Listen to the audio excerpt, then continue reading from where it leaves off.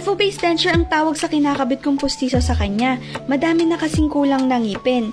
At nag-decide na siyang magpagawa ng bagong pustiso dahil masakit na sa gilagid yung luma niyang pustiso at hindi na siya komportable ngumiti at kumain gamit yon.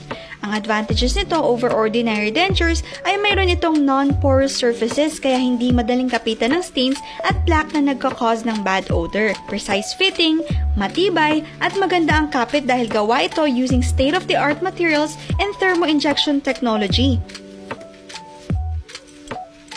Digital peak dentures naman ang ginamit sa ibaba. Designed and made gamit ang computer machine, flexible at hindi bulky. Napakagandang combination para makumpleto na ang ngipin niya. Ang pustiso ay dapat magamit para makapagsalita, makakain at makangiti ng walang pag-aalala.